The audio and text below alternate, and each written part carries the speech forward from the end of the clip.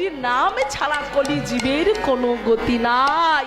আমি আমি দরকার হলে আমি সকলের বাড়ি বাড়ি যাব। হ্যাঁ, আমি বাড়ি বাড়ি যাব, আমি ছুটে যাব। বাড়িতে যদি গিয়েও যদি না হয়, আমি আমি আমি হাতে ধরবো, হাতে ধরে বলবো একবার কৃষ্ণ বলো, একবার হরি বলো, একবার কৃষ্ণ বলো। তাতেও যদি না হয়, আমি আমি সবার পায়ে পায়ে পড়ে বলবো একবার কৃষ্ণ বলো, একবার হরি বলো। তাতেও যদি না হয়,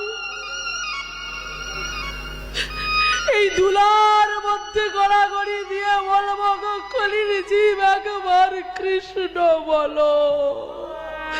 নিতাই গৌর প্রেমানন্দে একবার হরি বল, হরি বল।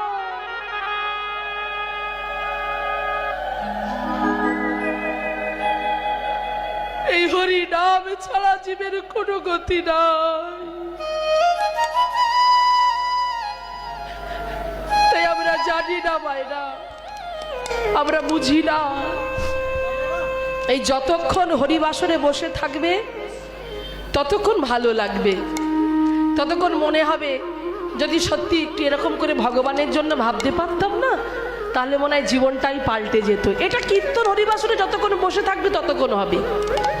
কোনো তীর্থস্থানে যখন যাবে তখন মনে হবে সংসার ধর্ম করব না। চলে যান নবদ্বীপ, চলে যান কোনো মঠে, গৌড়ীয় মঠ, চলে যান বৃন্দাবন, যান যেখানেই যান, সেখানে এক সপ্তাহ থাকলে মনে হবে যেন আর সংসারে যাব না। কিন্তু আবার যখন সময় হয়ে যাবে বাসে করে চলে আসার কিংবা ট্রেনে করে যখন বাড়িতে চলে আসবেন, তখন ওই দিকের কথাটা মুছে গিয়ে আবার সেই সংসারে জলে পুনরমসিক ভবন, যেমন ছিলাম আবার তেমন হয়ে যাব। তো সেই জন্য বলছে মায়েরা, এগুলো করাচ্ছে তো মায়া। তাই আমাদের ভাবতে হবে, আমি যাই করি না কেন এই সংসারটা এমন ভাবে করব, আমাকে ভাবতে হবে এই সংসারটা আমার সংসার নয়, এটা আমার ভগবানের সংসার। যে সংসারে আমরা বিচরণ করছি, আপনারা বিচরণ করছেন, এটাকে ভাবতে হবে যে এটা আমার নয়, এটা ভগবানের সংসার। যেমন একটু বুঝিয়ে দিই, বলছে যেমন একটা কাজের মেয়ে যখন সে বাবুর বাড়ি কাজ করতে যায়, মা যখন সে একটা প্লেট ধৌত করে কিংবা একটা কাঁচের গ্লাস ধৌত করে, ধৌত করতে করতে তার মাথায় কিন্তু একটা চিন্তা থাকে যে আমি যে কাজটা করছি এটা আমার নয়, তাহলে এটা কার কাজ?